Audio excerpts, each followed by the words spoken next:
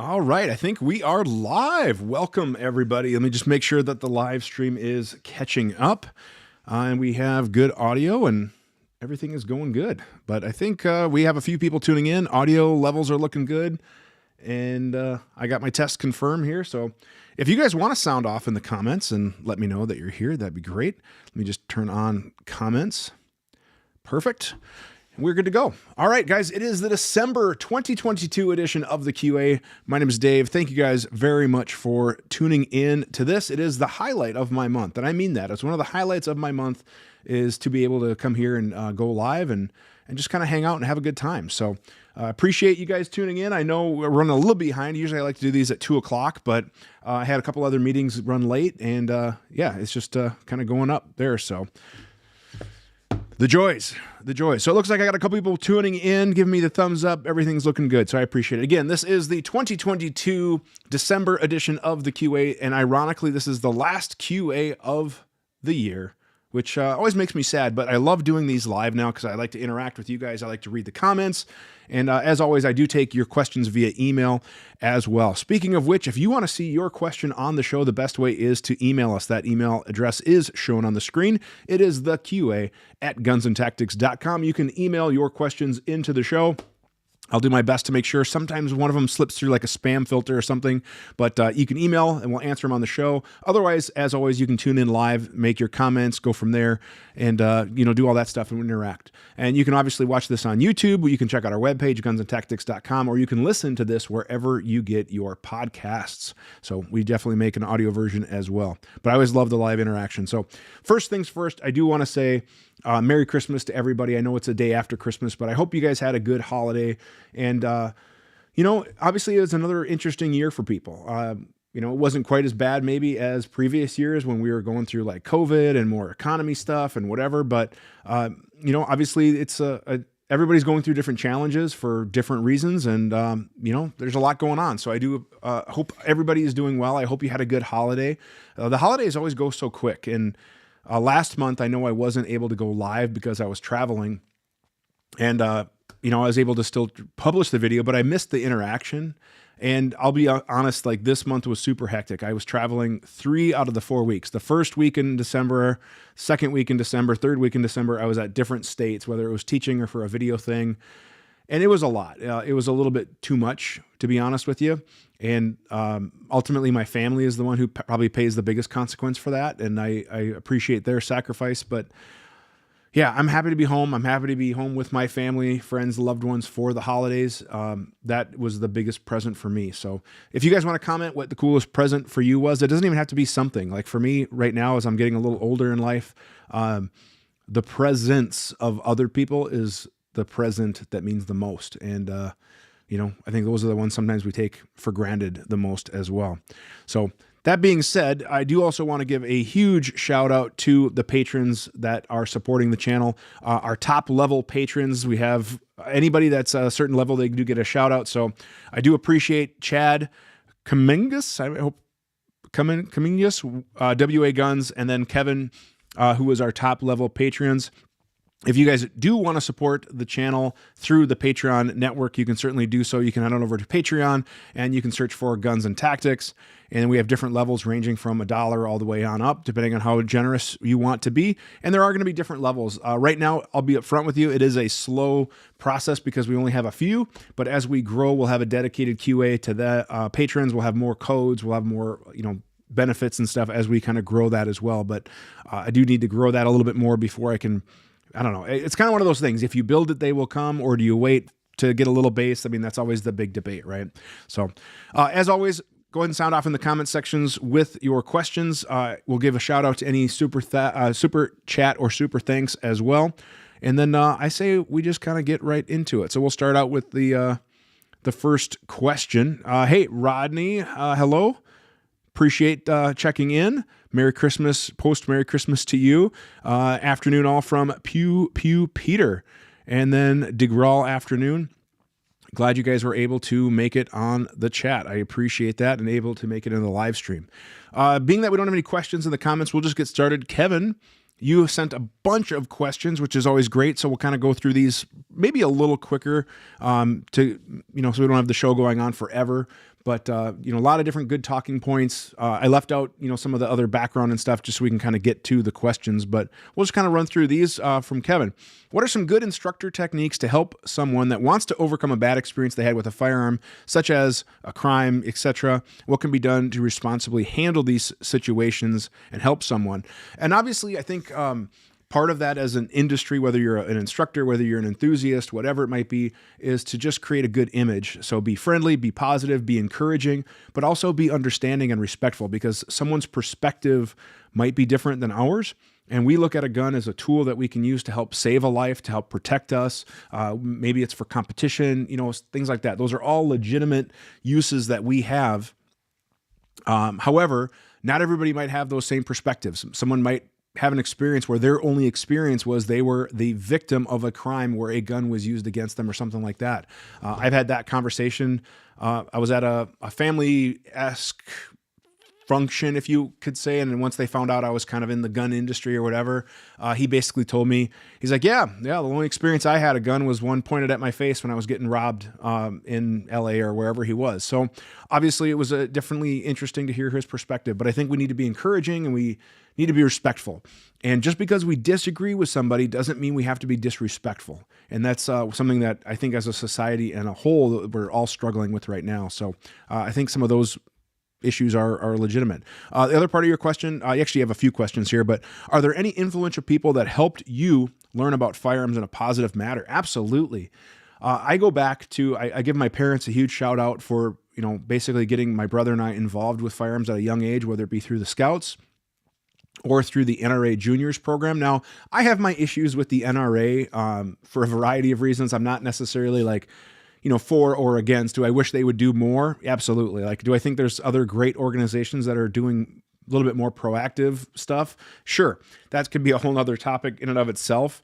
But anyways, the NRA had this juniors program, and I had, obviously, again, my parents to thank because they got me in this, but then I had my coaches at a very young age. So Don and Vale, I don't know if they'd ever come across this or not, but they were probably, as a youngster, very influential in getting my interest in firearms. But not only that, but encouraging me, kind of giving me a little bit of a competitive drive to compete with the shooting sports, to get involved and to better myself. So I give those guys a huge shout out. And then as I got older, my college, my police academy, if you will, firearms instructor, Dave Rasmussen, he was one of my first mentors. He kind of taught me what it was like to have a good quality instructor. And obviously at the academy level, there's a wide variety of talent and ability and instructors, where I've heard some other horror stories to where people don't have good experience. Or even now, I have guys who teach at the academy level come through my classes, and they're upfront with me. They're like, I never knew this, or I never had that approach, or I never thought about it this way. So, but I was very fortunate that Dave, another Dave, but he was a phenomenal instructor, phenomenal shooter, but a phenomenal teacher. He cared for his students. He saw my interest and he mentored me, and he gave me a lot of extra attention, some opportunities. Like I would say, hey, can I hang out after class? I want to work on this. And he would spend time with me to help me improve my craft, but also then give me some opportunity within the class as well to kind of help him out, like whether it be helping so-and-so clean their gun who maybe have been struggling because I, got through mine quicker or whatever. But anyways, he was a super, super good dude. And then other phenomenal mentors of mine and friends now that I'm happy to be able to call friends. Dave Spalding, super amazing instructor. He's retired now, but he was a mentor. I could toss ideas off of him. He helped me really kind of see the value of what a good instructor was. Louis Auerbach, the late Louis Auerbach, absolutely amazing instructor. I learned a lot from him. I've learned a lot from pretty much everybody, but now guys that I'm excited to call friends. Aaron Guzzi, I don't know if you'll watch this or not, but he is my mentor and leader at 88 on the side there, 88 Tactical, where I train with, and his help. Same thing with Trevor and Kurt all over there. Super good dudes there. Scott Jedlinski from Modern Samurai. I got to hang out with him. We were both teaching in Vegas earlier this month. He was teaching one agency, I was teaching another, and we were able to get together and just kind of share some time and share some ideas. But he is a super amazing dude and a super instructor. Very, very positive influence on me as well. So it was kind of cool that we're able to now kind of be peers and hang out and, I don't know. I think any hockey player would want to hang out with Wayne Gretzky, and that's who I look at Jedi and AJ, and there's so many amazing people out there that I get to hang out with, and it's pretty cool for me. So I'm excited about that. Last part of this particular question is, how can a positive instructor help overcome a highly negative experience that people had? And I guess same answer as before: being positive, being a good steward of the industry, being encouraging, being building. And being respectful. That's a big thing that I think, again, that we lack a lot in the industry sometimes. And there's different personalities that are better at it than others. So let me go ahead and check in with the comments here. This one is from Josh. Happy holidays. Looking forward to meeting at SHOT. Yes. Sound off, man. Try to look me up. I'll be at SHOT. I'll bring some patches and stuff too. So if you run into me, I'll definitely have some swag. Let me know if you're going to be at a booth or at just kind of running around or whatever, but I would always love to meet you guys at SHOT if you guys are going to be there. I think that'd be awesome. It kind of humbles me a little bit. I'm not that cool, guys. Like, I really am not. And I've had a couple of people come up to me and they're like, hey, I really like your videos. Or I'm a big fan. Like, that just, it doesn't make sense to me because, like I said, I'm not that cool, but I love to meet as many people as I can. Like I talked about with TriggerCon. This is from Rodney. I would like to see your final feeling between the Staccato and the Prodigy. I do want to make a comparison video, more of like an in-depth bullet point versus point video, and it's on the list. But I'll just be upfront. They're different guns.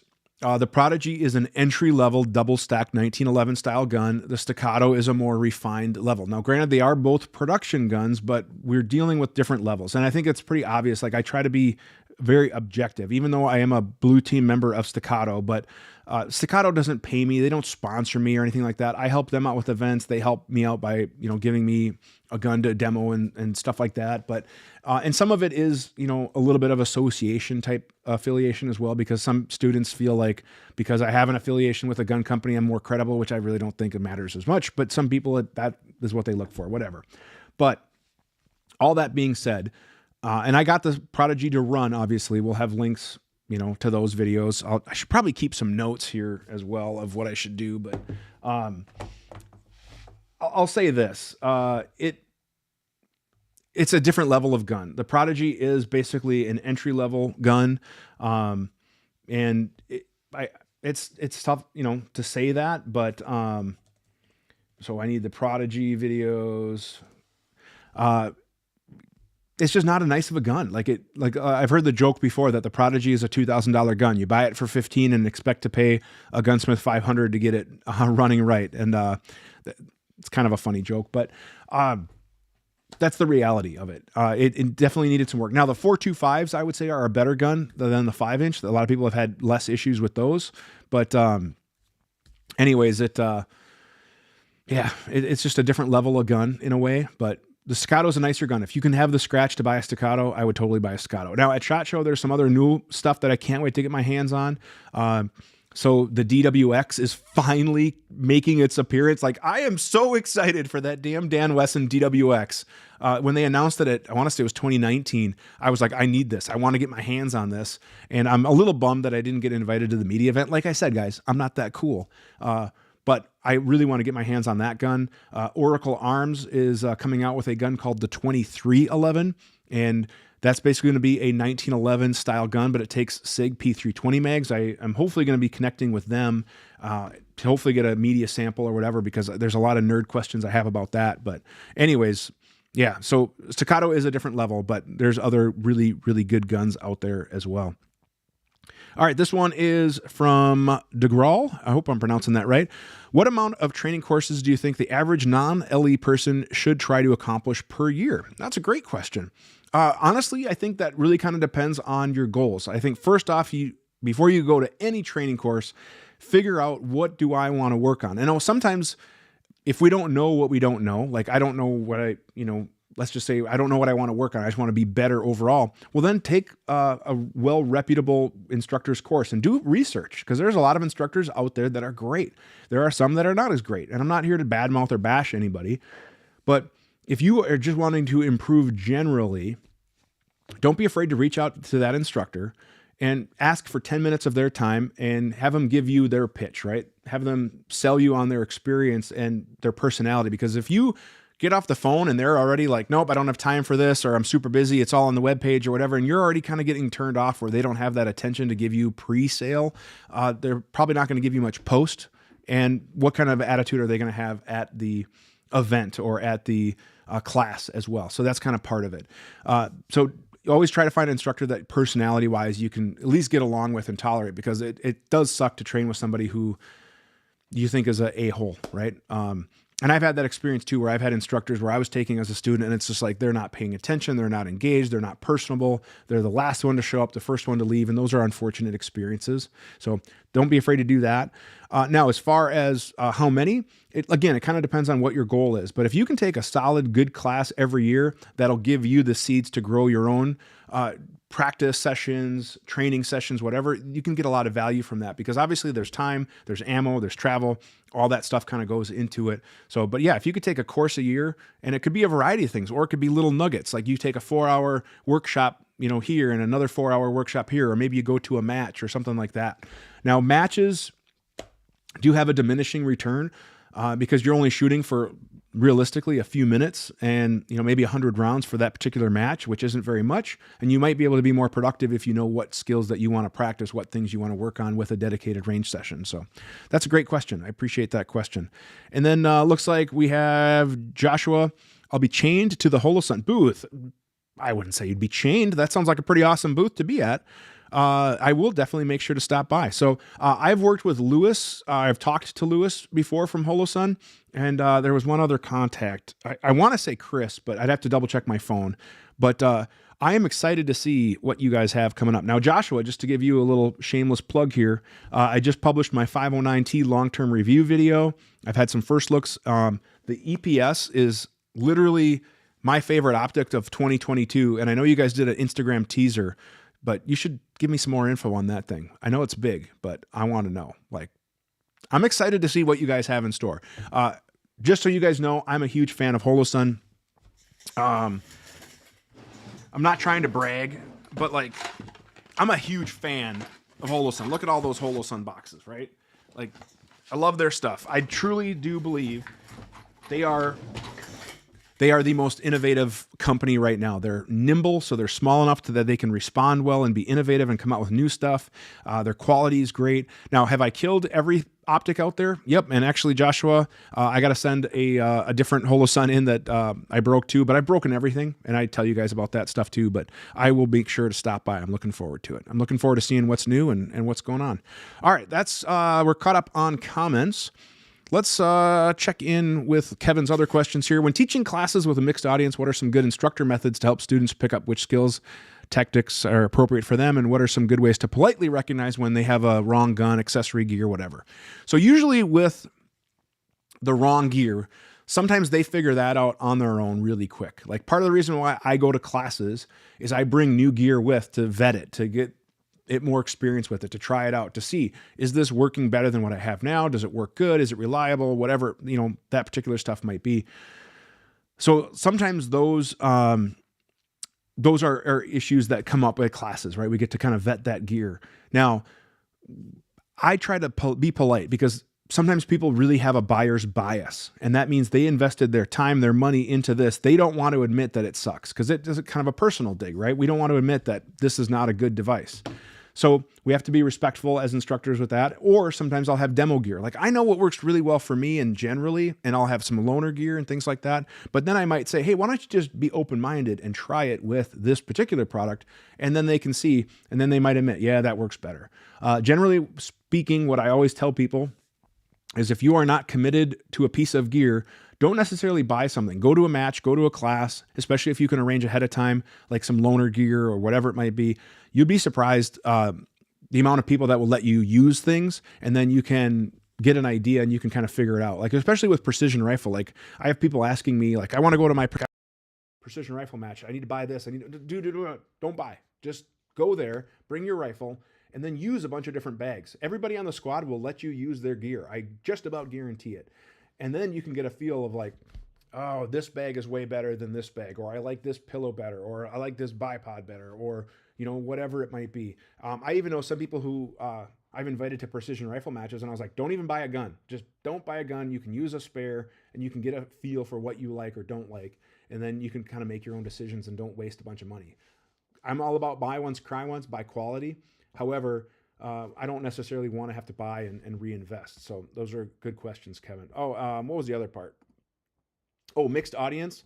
I just explain the why. So like if I'm explaining a particular thing, I will try to briefly explain that in little micro sections of how this is applicable to you, how it's applicable to you. And then I can use different scalable targets as well. So if I have a really good shooter, I'm going to tell them to shoot at this portion of the target. And if I have a shooter who's maybe new to it, I can tell them to shoot at this portion, but that way we can still stay at the same distance and things like that. So yeah, good question. All right, this one is back looping in, hang on here, wait a minute. There we go. My son and I are taking the Jedi. Oh, perfect. That's awesome. Yeah. Tell him I said hello. Tell him Dave Tim says hi. Like I said, we just got to hang out and have some cigars in Vegas. But yeah, you're going to love the Jedi course. That is going to make you a better shooter for sure. He is so good at figuring out your efficiencies or where there's deficiencies and how you can pick up little things. So like I was new to appendix carry and I took his appendix class over the summer.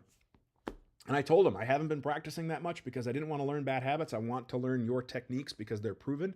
And he was able to give me some pointers to where I was able to shoot a couple of his black belt standards from appendix. I did not get the patch, spoiler alert, but like I said, I was able to shoot a couple of the standards at black belt level from concealment appendix with his techniques. So he's super good dude. Green Ops, I have not trained with those guys yet, but I've heard really good things. So I think that'd be a great course. It sounds like you are... yeah, it sounds like you are absolutely on the right path, man. You're going to love those classes. Check in and let me know what you think of them. All right, this one is from Rodney, a comment here. That's great to see you actually run the items, you get hard and provide real world opinions. Yeah, I try, man. I definitely try. I won't do a review. Now, first look is a little different, but I will not do a review. I'm not usually the first to come out with a review on something unless I get it early ahead of time where I'm able to run it. But I won't do a review on something that I don't have legit experience with. And a lot of the gear that I use, I bring with on the road. So I'll let students shoot it as well, because that's, again, round count that we can get. We can get more feedback. I can get feedback from it. Sometimes it comes in handy to use as a loaner piece of equipment, but I will use all of the stuff in detail of what I review on, because I need to be honest with you guys on whether it works or doesn't. Now, a first look is just that. I'm literally taking a first look at something. It might be a glorified unboxing video or a minimal range session, whatever. But when it comes to reviews, man, I want to be knowledgeable on that. And if I have questions, I want to anticipate what your questions are. You'll probably have those same questions. I want to answer all those questions. I want to try to tell the story about that particular product. Ryan, what is a good LPVO around $500? You know, I used to say it was the Steiner PX4i, or maybe it's P4XI. I get that mixed up a little bit, but you could find those used or on sale for not much more than $500. I think those days are behind us, unfortunately, with inflation and cost of manufacturing and all that stuff. But bang for buck, that would still be a solid recommendation for me. You can look at some of the Vortex line for around that, like some of their PST Gen 2 line in the used-ish market, that kind of stuff. But $500, yeah, I would say if you could try to find a Steiner. Otherwise, some of the primary arm stuff is pretty solid. The Japanese are, made around that $500 retail price point. You're probably going to be looking at more like higher-end Chinese glass or manufacturing. Now, here's the deal. Sometimes companies will use Chinese manufacturing for just meeting a price point, cheaper labor, cheaper assembly, cheaper materials. Other times they'll have nicer materials, but they can use a good manufacturing facility in China to take advantage of that labor to kind of get a higher tier product with a lower cost. And then obviously your higher end glass is going to be more Japanese made, American made with Japanese glass, the German stuff, whatever. But that being said, there are several phenomenal manufacturing facilities in China that produce super, super high quality stuff. Let's take Holosun, for example. Holosun arguably is making some of the best handgun red dots right now. And yes, are they manufactured in China? Yep, they are. And they're awesome products. There are other scopes that are manufactured by some of the big Chinese optical manufacturers that are phenomenal scopes and products. So don't be afraid to do that. Now, I've had some people say, like, I'll never buy this and that. Okay, I get it. And if you want to be loyal, that's awesome. But I'm not aware of very many companies. Like, let's just say we're talking red dots, for example, which I know your question was about LPVOs, but if we're looking at Trijicon, Leupold, SIG, some of SIG stuff is American made, you're generally going to pay a little bit more for it. And some of those components still are foreign sourced. But anyways, good LPVO is around 500. I would try to look for the Steiner. Don't be afraid to look at used stuff. You can find some really good used deals as well. Some Vortex, Primary Arms. Yeah, I think those would be probably my top picks in that price point. So let's loop back to questions here. Kevin, I believe you had a couple more. When an instructor or student misbehaves, that would get ordinary people fired in corporate America, what are some tips? Well, obviously vote with your dollars. You know, I don't like to hang out with people like that. And don't be afraid to, you know, confront them. I get that that might not always be the student's place, but I have had stories where people have said, you know, they didn't appreciate, you know, so-and-so or whatever. But thankfully, most of the people that I've associated with, I generally don't have too many complaints where it's like to the level that they would maybe get fired or if it's inappropriate. Now, sometimes those issues work themselves out. Obviously, they get a complaint and then they that gets feedback. But some of these instructors that are out there, most of them are sole proprietors. They own their own business. The only way they're going to get in trouble is if people stop going to their classes. So you could share your feedback with other students to save them that. But the reality is if they own their own business and they're getting, you know, butts in their classes, then they're going to continue to do what they do until the market tells them otherwise. And that's just kind of the nature of the beast. Other question was people that are too cool for safety. What are some tips or trips to snap them out so they can take firearm safety seriously? I don't have any tips or tricks to get them to that other than they are confronted professionally. Like if I see safety issues in my classes on the line, those are confronted right now professionally, but they're confronted right now because obviously we don't get second chances when it comes to certain safety issues. So I'm a big believer in they need to be confronted. They need to be addressed. And I've had to pull people off the line. I've had students struggle with keeping their finger off the trigger because they had bad habits. One student even called it revolveritis because evidently if you shoot a revolver, it's okay to keep your finger on the trigger, but that was his excuse. But he had to be confronted on that. And ultimately we had to remove him from the line or we had to have one-on-one really building that habit of finger, finger, finger. So, but other issues that we've had, I've had to, you know, modify people's participation. In my waiver, I say I reserve the right to modify your participation at our sole discretion. And I have had certain people where they were not allowed to participate in this portion of the drill or this particular drill because that they could not demonstrate whether it might be handling, whether it might be an ability or whatever it might be. So that is reality. That's kind of what happens. Last part of Kevin's questions. Are there any street survival programs where police officers can learn the basic manual of arms for different firearms in common use? No, but man, there should be. And I think that would be a really cool class to teach. I know some people have done familiarization classes where they basically just have like a case full of guns, whether it be an AK, a bolt gun, a shotgun, or whatever, and they invite their students to participate and, you know, go through all those different things. And I've heard of some of those, but I'm not aware of what's out right now. So, but that'd be kind of a cool class, I think. I think it'd be beneficial. All right. Kevin, you also did ask about winter. There it is. And I do have a video on winter rifle already, so I'm not sure if you've seen that or not, but I'll post a link to it in the description below once I get this after the live session's over.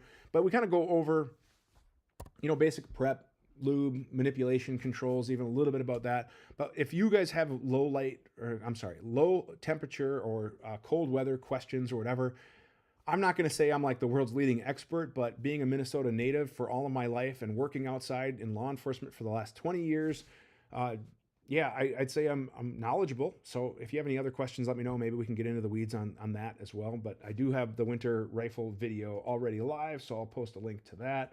And then you asked a question about shoulder weld. That probably deserves its own video. I'll add it to the list, but it's getting to be a pretty long list.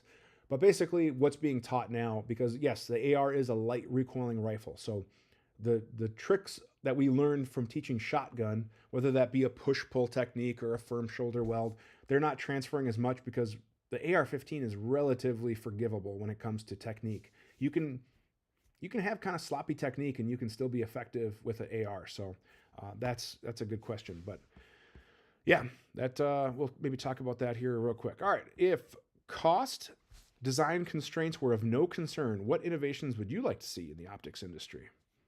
You know, I should be charging for my consultation knowledge, but when it comes to LPVOs, my big thing is always daylight bright illumination, like super bright illumination. So if there was a way that no constraints, whether it be of cost, whether it be of design, whatever, where we could put a larger battery. Like one of the things I know the VCOG had a separate lower battery mount, like you could put a full size battery in there.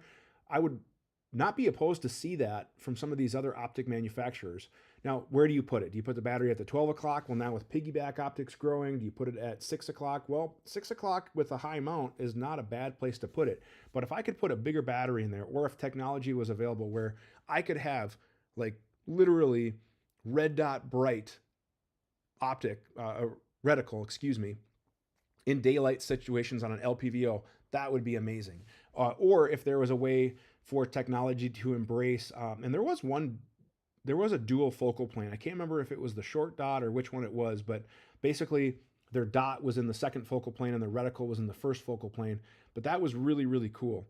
I would love to see more of that. So that way, when I'm running it on 1 power, it is truly like a red dot, or fast like a true 1x optic. And then as I needed to magnification, that reticle would be illuminated a little differently. So I'd love to see some of that stuff. When it comes to pistol red dots, I would love to see more of like the EPS style grow, where we have closed emitter, but we have top mounting. Like part of the reason why I think the EPS is the best thing going right now, or the most innovative at least, is that it has the benefits of our closed emitters. We're starting to see more and more closed emitters become popular.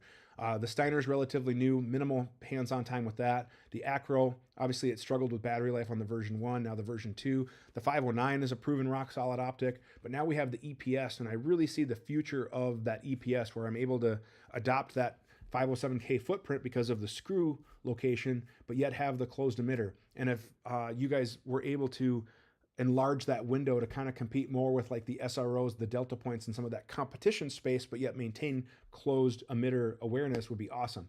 Obviously, battery life. My only complaint thus far with the EPS is I've gone through some batteries a little quicker than I thought, just because it uses a 1620 battery. So obviously not as much capacity as some of the larger 2032 batteries.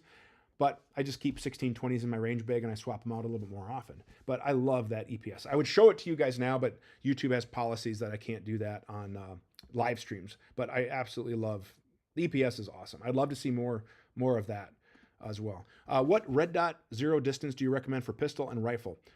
For pistol, I actually have a couple of videos out on that.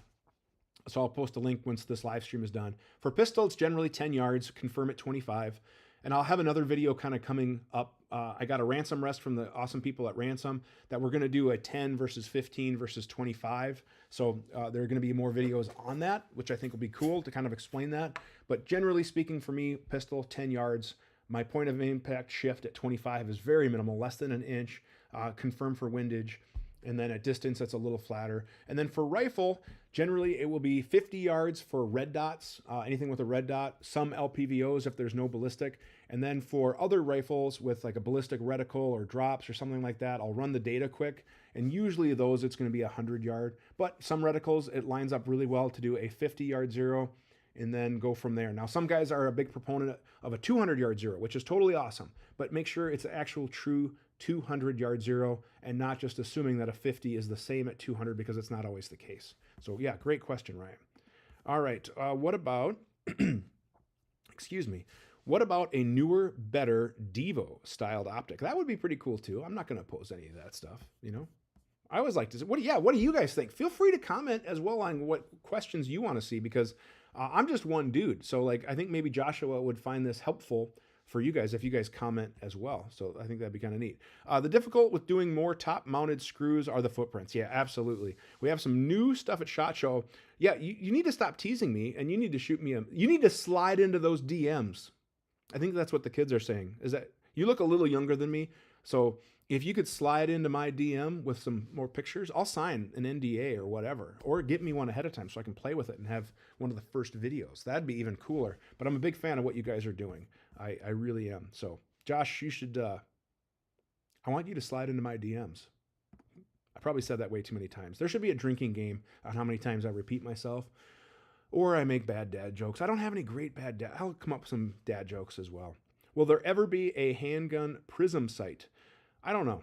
That's pretty small to do that. Or like some people have asked, like, will there ever be a handgun holographic sight type thing? Like EOTech, they came out with their Flex red dot, and a lot of people assumed it was going to be a holographic sight. And again, because we're dealing with lasers and mirrors and stuff, I think that's going to be a pretty tall challenge. But I think someday we could get there. Absolutely, we could get there someday. Do I like Kestrels? Yeah, I want one. It's on my Christmas list. Santa did not bring me a Kestrel, so it is on my list. Hang on one sec here. Let me mute the... Oh, you are fast. You are fast. Thank you, Josh. I appreciate that. Do you go by Josh or Joshua? I don't want to be disrespectful. It's just kind of a habit for me to abbreviate people's names, so I do apologize if you prefer Joshua. But we'll connect. All right. I love Kestrels. I would love to get one. I think they're really awesome. Wind meter, the ballistics, all that stuff. I want one. Now, when I go to matches now, I just buddy up with somebody who has one, and they're doing their thing, and they're giving me good wind. Because I'm not the best at reading the wind by any means, so I'll rely on them. But yeah, I do think they're awesome. All right. Yes, he does. Looking for one. Hang on. Why aren't comments showing up here? All right, let's check in here quick. All right, guys, preview mode. No. Back to live mode. There we go. I think I'm still live. All right, so let's, I don't know what happened, but I'm not able to publish comment. There we go. Looking for one for my Walther PPQ, closed emitter mount. Right now, man, if you're looking for a closed emitter, I would wait for the EPSs to come out. Otherwise, if you want one like right now, the 509T, and that is, in my opinion, best bang for buck closed emitter out right now is the 509T.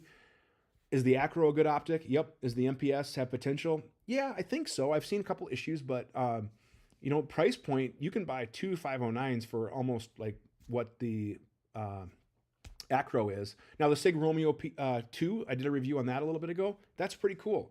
I like the modularity with that, but it's not a true sealed system because obviously they're using a loopholed Delta Point Pro footprint, and they're able, with the screws, they have to, have a removable shroud. But I definitely think the 509 is the best bang for buck closed emitter. The EPS is just even better. I like how low it sits. They're just great, but they're, a little tougher to get right now. So this one is from View at Your Own Risk. Well, I will view at your own risk. I'd like to see a 1 to 10 first focal plane LPVO with the chevron and donut of death. Yeah, that's what I'm talking about. That'd be pretty cool. The EOTech is similar to that. Check out my EOTech Voodoo video. I do have some reticle footage of that where it had the speed ring, and then the speed ring disappears at magnification, but it wasn't quite as cool as their holographic because it's a huge speed ring. It's not their normal 65 MOA, but I think that would be kind of cool. I agree. I think like so far of the 1 to 10s that I've played with, the EOTech Voodoo, the Vortex, and the Adaball, none of the reticles are perfect. Like some of them are still a little bit too busy.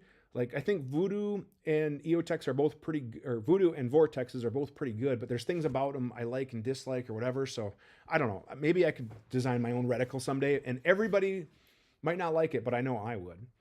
So I don't know. But yeah, I do think a donut of death would be just awesome. Like an ACOG style reticle. Like believe it or not, some of the ACOG reticles, like one of the things I struggled with TreasureCon, for example, is why don't you put your ACOG reticles in your AccuPoint optics? Like that would be awesome, but it is what it is. What do I think about overpriced Gucci gear, such as the GBRS mount that costs $500? I know it seems crazy for the amount of money that they're charging. Now it's a really cool mount. Like if you guys aren't familiar with it, it's a high up mount, really designed for night vision use. So it's a super high ride red dot mount, and then it has this rail ahead of it to mount your laser basically just below it. So you have really, really similar parallels. It's cool. There's definitely some innovation and some thought, and there was probably a lot of R&D time to like figure out the right heights for a variety of things, but they are expensive. Am I going to buy one? Yeah, probably. But is it going to be for a dedicated night vision gun? Yep, absolutely. And it's not cheap. But do I think, Thomas, you son of a gun, do I think there is some innovation there? Do I think there's some quality there? Absolutely. Do I think the market is going to ultimately drive that price down with competition? yeah, I mean, I don't know that their design is really 100% patented or if they're going to be the exclusive, but I definitely think there's going to be some more options in the future because I think there is a benefit to having that laser just below your daylight optic or your daytime optic, passive optic, whatever you want to call it. I definitely think there's some value to having that laser in conjunction with that, especially as we see more lasers come to the market. I'm looking forward to seeing EOTech has a new one coming out. I believe it's just simply called the OGL, the on-gun laser. Or Joshua, if you're listening, Holosun needs to step up their laser game too. Like I have some ideas for some lasers for Holosun, so that would be pretty awesome as well. Like I said, the LE321 is a pretty good laser. I would like to see more on the illumination side. So like I know there was talk about swapping one of the heads for maybe like an IR LED, but I think with the civilian world, honestly, IR LEDs are fine. I mean, not everybody needs like a Vexel laser like the mall or whatever else, but I mean, there's the benefits to that, sure. So I would love to talk more about that as well, some laser stuff, because I think night vision is a growing segment. There's more and more people buying night vision that it definitely makes a big difference. But yeah, and a sling that costs $200. Yeah, you can get a quality sling for less than that. I haven't played around with a $200 sling where I've been like, man, this is worth $200. So, but yeah, reasonable prices geared at government contracts. Yeah, a lot of that is going from there. Thomas, we'll talk soon. That's all I'm saying. So I don't want to spill my poker face. Poker face. Remember that Lady Gaga song? You're probably too young for that. Maybe you are. I don't know. All right. Do an optic reticle comparison training video. That'd be a good, interesting topic. Maybe a live stream would be kind of cool for that, where I could kind of prepare, interact it. We could maybe do it ahead of time, almost kind of treat it as like a little class, if you will, where people could participate, ask questions, stuff like that. That'd be kind of cool. All right. What is the Somo Gear review train? I don't know. Will I hop on the Somo Gear review train? Okay, you have to give me some context here. What am I missing? Is that a trend I am behind on? The Somo Gear. Airsoft, laser. I have not done a bunch of like airsoft stuff. I'm not opposed to it. Like on my list literally is like a winter indoor training video where I do airsoft, because I think there's value that you can get from airsoft, especially if you look at it, not just like, I know a lot of people quickly dismiss it as like, oh, you're just a LARPer, and that's not the case. But if we look at it as like an enhanced dry fire or a way to enhance our handling abilities or like movement or stuff like that, there's so much value that comes from airsoft. So yeah, I'm not familiar with Somo Gear. I appreciate you sending me this. I'll have to do some checking. It looks like they have replicas of a lot of different laser type stuff. So I don't know. Have you played with it? Somo Gear is knockoff pecs that are living up to real steel. Really interesting.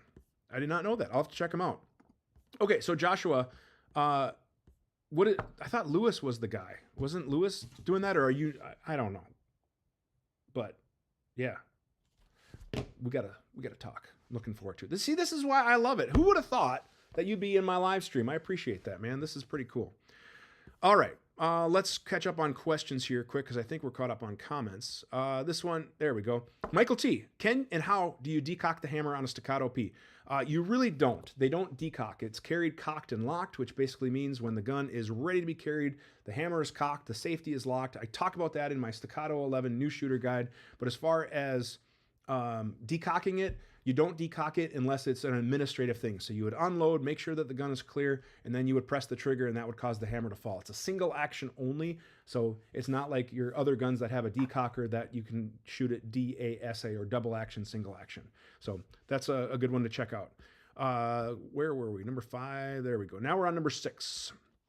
All right, this one's from Art. Art, I do apologize that I missed the live last month or whatever, but I'm glad you're able to tune in, and I apologize it wasn't live. Okay, got it. Lewis handles the LE stuff, so that's probably where I've talked to him somewhat, is with the LE side as well, because that's mostly kind of my background and audience, so that could definitely be it. But I'm looking forward to connecting with you, man.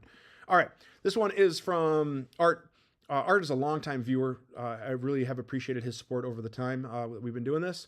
All right, he picked up a C2 and someone did some work on it. Due to the limitations, I was able to do a test run with the 126 Staccato mag and 2 Duramags. Gross. originally made by the Springfield. Staccatos ran flawlessly, but with both Duramags, I had issues with it was locking back when there were still rounds. You thought you had a good grip going from there. All right, I'm going to spoiler alert. Any issues? Some of the issues I had with the Prodigy were definitely magazine related, and I'm not a fan of Duramags. I'm just not. I have not had good luck with them. I've tried them in the Prodigy and my Staccatos, and I don't think they're tuned very well. So my go-to mags for 2011 platform guns are, of course, Staccato, but also Checkmate.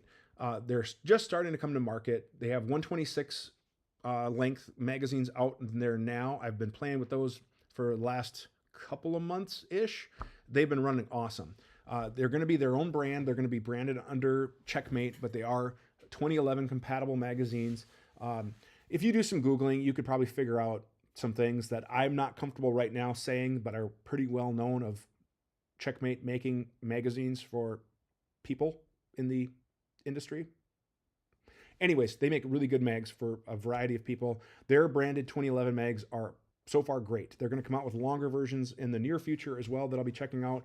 But I did tease that a little bit in my Prodigy latest video where I had the Checkmate mags that were running in the Prodigy great. So for your C2, I would totally recommend just getting some Checkmate magazines or Staccato, but the Checkmates are going to be a little less money. So I think they're a great magazine so far.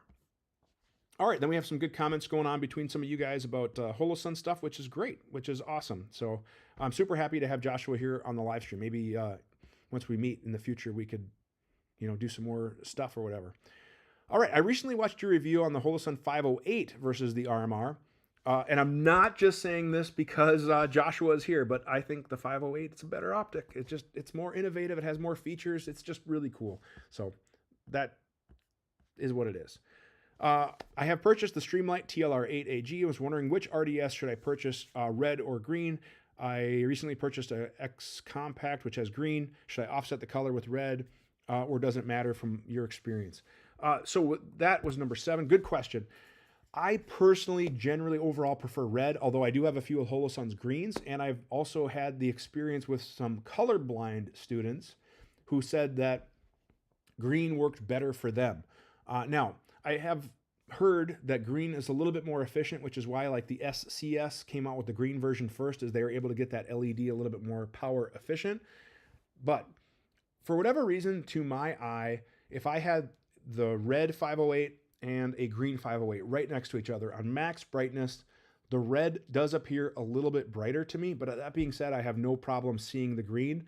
Now, studies have also showed us that we pick up green a little bit better. That's why the original night vision was developed with green, because our eyes just generally are green. Green is a pleasurable color for our eyes. It's very easy on the eyes, which is also what a lot of the ladies call me. That's ironic. My nickname in college was also easy on the eyes.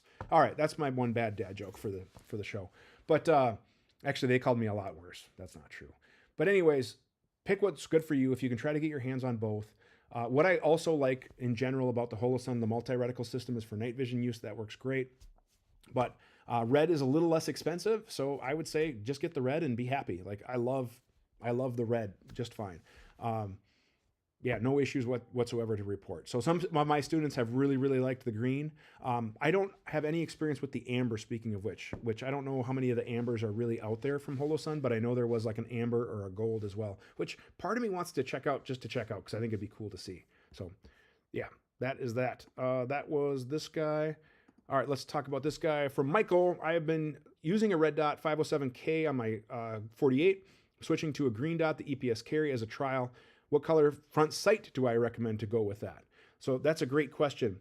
My personal preference for any backup sight for the handgun red dot is just plain black. They're just there as backup sights. If I'm using the sights, I'll ideally have some sort of illumination so I can still see that. Or if I'm using it under night vision, any of the tritium or high vis sights become distracting, because when I have that dot in a dim setting or a night vision setting, it looks like a dot. But then when I have my tritium sight, it looks like a blurry dot, and you'd be surprised under night vision how bright tritium can be, that it is distracting to me. So I don't like that. Plain black, be done. That's it. They're just backup sights. That's my personal preference. Some people like to have tritium, some people like to have high vis, whatever. I like just plain black. They're cheap. They're low, they're out of the way, and they work just fine for me. So that's my preference. That was question number 8. This is number 9. Making sure we're also caught up on comments here. I'm setting up a Glock 17 MOS with a red dot and a weapon mounted light. I'm not a fan of the stock sights. Yeah, so this is another, I think that's the reason why I put these questions together. I just, again, prefer plain black sights just because they work. All right, this one is, yes. So, yep, green is the color that eyes are most sensitive to. Absolutely. Yep, and that's, again, why the night vision was developed for what it was. You use a fiber optic with a green for that reason. And yeah, when I was shooting fiber optic, like iron sights gun, I would generally have a bright green fiber optic. Or like one of my favorite LPVOs is the Trigicon TR24. It's a 1:4 with just a big bright triangle. And I like green. So like I have a TR24G, which is the green triangle. I have a couple of those. They're just great optics. I love that green as well. So definitely spot on there. Every time I post an AR-15, every time I post my AR-15 photos on the gun forum, they make fun of my Olight. Yeah, I get it, man. I'll say this. Olight does not have the best reputation. They're budget friendly, they're bright, but they've had issues with batteries. And I don't know if I buy all the internet hype of like, oh, they've exploded and whatever, but you don't hear about that generally from some of the other quality brands. And in my opinion, the things that I don't want to skimp out on are what I need on the rifle for it to be effective. So a good quality optic, a white light, and a solid sling. Now, I'm not saying you have to buy like the $200 slings or the GBRS mounts that we've talked about, but those are 3 things that are really important on that rifle. So my opinion, best bang for buck rifle light is the Streamlight ProTac series. Yes, those are also Chinese made, but they have a really good reputation. I know a lot of law enforcement agencies who use those, that issue those. I've used those. Bang for buck, they're a great weapon mounted light for the rifle. More expensive is your Surefires, your mod lights, your clouds, all that other stuff. I would love to see what other companies might do, but as far as the Olight, I'm not a huge fan. I've seen a couple of them take turds or go to the turds and classes, pistol speaking. So that's just my experience, but your mileage may vary. But yeah, you are going to get made fun of because they are a little cheaper. So yeah. All right, if I were getting a slide milled for an optic, would you get a race cut, no irons, or still have the dovetail milled with the durability of RDS? Are irons needed? That's a great question, and honestly, it really does depend on the gun. If it was just a competition gun, like all I knew I was going to use that for 3-gun, for pistol matches, whatever, where I was shooting, carry optics or open or whatever, iron sights might not be as beneficial. Now, if it's for any sort of a carry gun, a duty gun, anything like that, yes, I would still get iron sights. I can maybe get into another video on like why you would need iron sights, but it's not just if the optic goes down, but what if you have a blockage or you have a light issue or whatever, where you can use those iron sights as a backup sight, or if you were to have an electronics or battery failure, that type of thing. Do new shooters use them as a crutch to find the dot? Yep, they do. Now, I don't recommend getting into that habit because the whole point of me having the dot is so I can remain target focused. I don't want to become sight focused, then target focused and waste time. I want to just find the dot every time, which you will get there with practice and good technique. But that being said, sometimes stuff fails. Iron sights are a must if it's a defensive gun, a protective gun, or whatever. And then, like I said, sometimes certain issues, low light, stuff like that, iron sights can come in handy. So that's a good question, but that's how I would answer it. Yes, and Josh, totally spot on. Everyone should take a local trip to their local shop and try to get as much hands-on as you can. And then again, red colorblind, green colorblind, but you can't be yellow. So that's why the gold are a big hit. And I've never seen one of your yellows. I do have a couple of officers that were more red colorblind because they responded really well to the green and they responded really well to the circle dot reticle. So that's what I like about your stuff, is that it gives that contrast. But I would love to see more of the yellow stuff kind of make it to the market, because I think you're spot on, man. I think you are right. Good afternoon to you. Is it George or is it Jorge? I'm not sure how to pronounce. I want to make sure I'm not pronouncing your name wrong. I apologize. Yeah, Streamlight's a solid option. Would I buy a Noveski? Of course, Noveski for sure. All the way, man. I like Colt. I have a lot of respect for Colt, but they have gone stale. They've kind of set their laurels, I think, on like their military contracts, stuff like that. It's not the same Colt that we used to know and love. So if I was between a Colt and a Noveski, I would for sure buy a Noveski. There are other really good options. LMT, Hodge, Sons of Liberty, the Rainier Arms new Ruck Pro rifles are awesome. Bravo Company, Noveski, JP. Like, you have so many options that I would spend my money with before a Colt. Like, I get it. Some people are nostalgic because they want a Colt. I have one Colt, and it is by far the nicest Colt I ever saw. That's why I, have it. But I'm not probably buying any more, whatever. Will the ACCS reticle be added? Right now, and Josh can chime in and correct me if I'm wrong, but that is exclusive to Primary Arms. They're the only ones who can do the optics with that, so it would be up to whatever Primary Arms wants to order through Holosun to get that. It's too bad about Olight. They've got some cool, interesting features. Yeah, they do, but for me, I'm just as simple. Like, I want a light to turn on, be bright, have good throw. But yeah, it is... I don't know. Maybe they'll improve, right? You never know. Everybody can. So, I got to be honest, man. You can go wrong with iron sights. Iron sights fail all the time, and in my classes, I see iron sights drift. I see iron sights fall off, and I don't necessarily believe that you should train with them first because there's so many benefits to the red dot. Let's just say we're talking about on a handgun.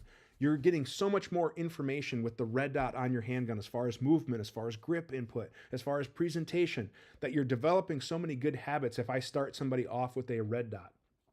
Then that all is backwards compatible to iron sights. So like for me, I was really heavy on red dots for the 3 years, didn't shoot an iron sight gun for all of those 3 years. Then I had to qualify with one of my iron sight guns, and I shot that gun the best I had ever shot, that particular Glock 19 with iron sights, because of all the good feedback and habits I developed with a red dot.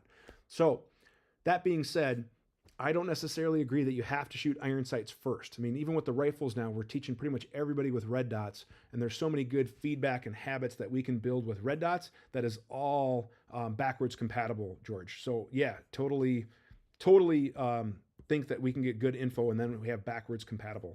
So George is fine. Thank you. I appreciate that.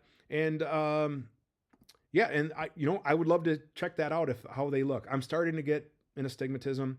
I'm not a fan of it, but yeah, it is what it is. And yes, the PID, I have one. Josh says, can't wait for people to catch on how good our new lights have been.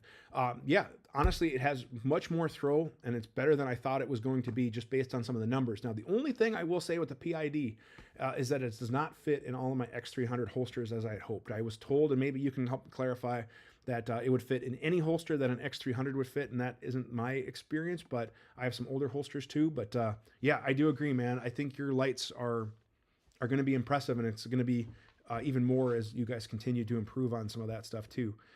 Thoughts on Criterion barrels, if I have any knowledge, or would you recommend another manufacturer for a one and done type of barrel? Wisconsin is known for two things, in my opinion: making really good cheese and really good barrels. There are so many barrel companies in Wisconsin. Criterion, Bartlett, oh man, Krieger, like there's like 2 or 3 more that I can't think of off the top of my head. And all these companies are in Wisconsin for some reason, but they're great. Find a barrel that you like. I don't know what platform it's, if you're looking for like a rifle, precision rifle, AR, it kind of helps to append a little bit of context, but buy a quality barrel from a quality manufacturer. Chances are it's going to be good out of the box. But if you buy it from a reputable quality manufacturer, they'll take care of you if you have issues as well. So customer service is just as important, in my opinion, as well. Learning irons is good, but learning curve for a long distance pistol is dramatically lower. Yeah, like red dots, there's so many benefits to that. Absolutely. Let me just make sure that I'm caught up on all my questions here. Okay, this last one for email is from Mitchell.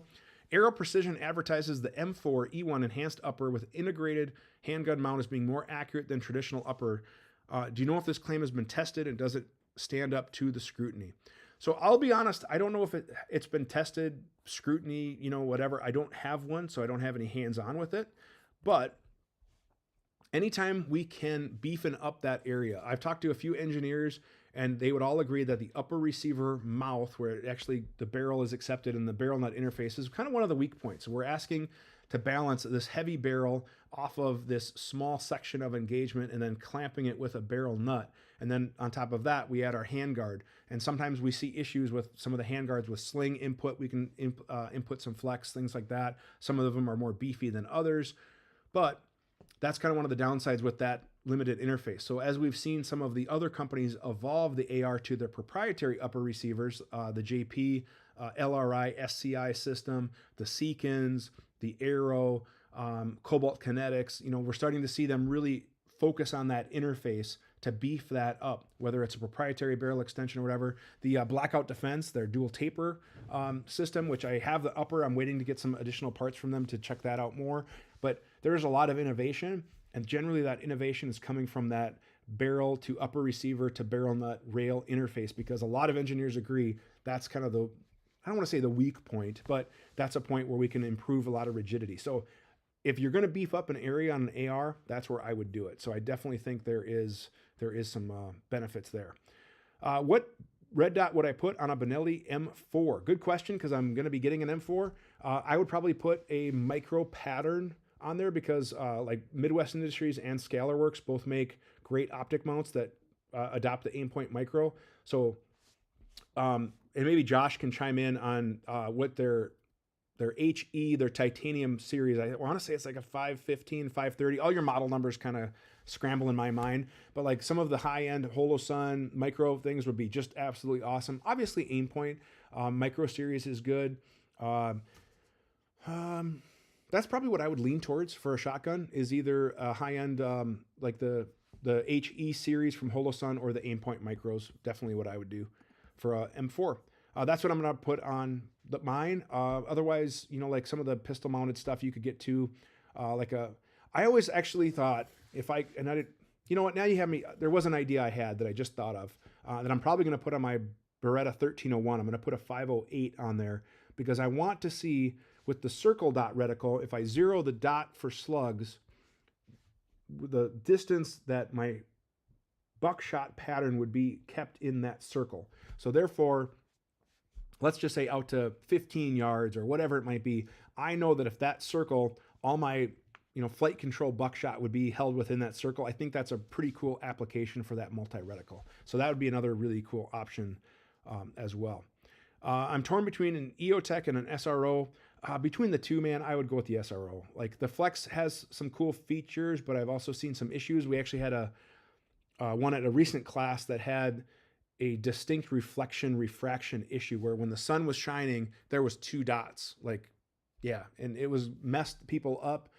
It was distracting. It was definitely an issue. So between the two, I would go with an SRO. And then obviously we're having some conversation about compatibility. The question was asked about compatibility. He does have a fitness chart, but it will fit in most duty holsters with an X300, Alien Gear, Alpha. They're working on some lines, stuff like that. So that's good to hear. That's good to hear. And we're talking about the Holosun PID line of lights and which holsters they fit. Holosun, yeah, because you can go with the ring only reticle. Exactly. Yep, exactly. So spot on there, man. Spot on.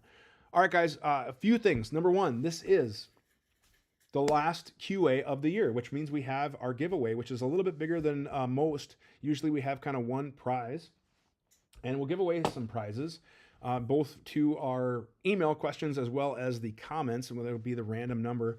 And obviously our patrons do get double entries into that. So when it comes to the random number for the emails that were submitted, all of our patrons at a certain level above do get a little bit extra. So as far as prizes, I do have some other stuff that I'll be giving away that I don't have, but I do have a couple of charging handles from Rainier.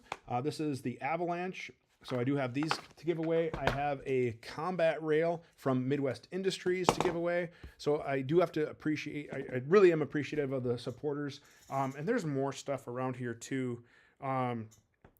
What else could I give away? I need to think of some stuff to give away. I don't know what all I can. I meant, my meetings got a little hectic today, but we're going to give away some stuff. Plus I'll have patches and stuff too. I generally try to be pretty good with patches and swag. I know I'm behind on mailing some of that stuff out. So that being said, let's give away our first prize. Let me just catch up here with this, and then we'll wrap it up because I think we are over an hour. We've had some great conversation. The numbers have been pretty good. So again, I appreciate all of you guys. While I'm getting this ready, I'm just going to throw up the rules for the QA winners here. Stand by just a quick sec while you read those.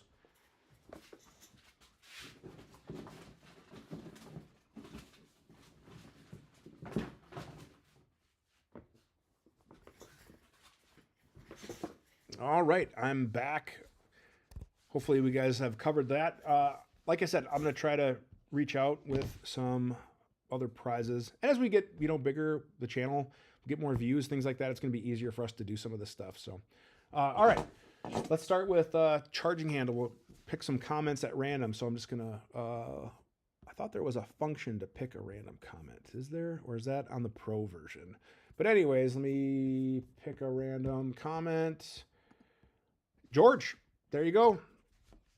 George, so send me an email, theqa@gunsandtactics.com with your name. I got a charging handle for you. Now, keep in mind, guys, some of this stuff is demo. I would use it either in a video or I would check it out. This particular one may have been put in a rifle just to kind of test fit or whatever. But George, I got a charging handle for you here. So let me just make a note of that as I kind of keep track. All right, second charging handle for another comment. Pick a random comment. That would be for Thurgood. Got another charging handle for you. So again, shoot me an email for this guy, which is also an Avalanche. This particular one does have the interchangeable handles. So shoot me an email and I'll get this shipped out to you. Interchangeable. And then a combat rail, and I don't know if it's going to be this specific one. I get the random number generator going. I can't remember what length it's going to be, but I do have a Midwest Industries combat rail. Midwest has been a great friend of mine. I do a lot of their install videos and stuff like that, so they're super good. And let me just pull up our random number generator so that way we can pull up that spreadsheet. And then I got to, like I said, give love to our Patrons as well. And that would be question 5, which is Michael T. Michael T. I have a combat rail for you. So here's the deal, guys. You do have a limited period of time. You should be watching the show. You have 30 days to claim your prize. I try to, reach out to people, but sometimes it's a little tough to go from there, like to track everybody down and things like that. So hopefully you should be watching and then know that you have claimed your prize. So Michael T., you win a combat rail and go from there. Yes, I agree. Blow that like up. 30 viewers and 8 likes. And obviously, as we get going, I want the live stuff to grow. And usually these get, a little bit of views and whatever. But yeah, somebody else hit like. I appreciate that. Now we're up to 19. So guys, I think that's going to do it. We'll wrap up. Like I said, I really appreciate everybody who does tune in live. I always appreciate the viewers as well who can't make it, who catch up on the podcast. You guys are, like I said, the inner circle of my viewers, and I really appreciate it. It's hard to believe, how long I've been able to do this, and now I get to do this full time. So, and I know the QA is not like my most profitable video as far as views and ad revenue and all that, but it is something I enjoy, being able to connect with you guys and interact and share my knowledge and just kind of hang out for an hour or so every month. I'd like to do more lives as well, but it'll just kind of depend on what we have going on and things like that. But I wouldn't mind doing, maybe even a bi-weekly or weekly, just quicker live stuff, whatever, just as we kind of get going. As we kind of grow or whatever, I can kind of get more things tuned in. I know like Wrangler Star, I got to meet him at the Honda event. He does lives almost every day. And they're just, of him with his phone, whether he's out doing chores or whatever. So maybe I will do some more of that, but I think it should be kind of more consistent. So, but as always, guys, if you guys have any questions about anything, feel free to send an email to the email address shown below. That is theqa@gunsandtactics.com if you want to see your question on the show, or if you have video suggestions, if there's something you want me to cover, or if you have a comment or some feedback or suggestions, you can send it to that email address, and I'll always do my best to make sure that we are viewer motivated in what we do. So we want to always take care of you guys. I think that comes up with everything. Dustin, good to see you. Better late than never. And yes, I did make it back live because I'm not traveling for this one. So great to have you tune in. I'm not sure how long you've been on, but we're just about to wrap up as I got a little bit of a late start as I had some Zoom meetings for other gun meetings and stuff like that run a little bit later. So good to have you check in, Dustin. I appreciate it.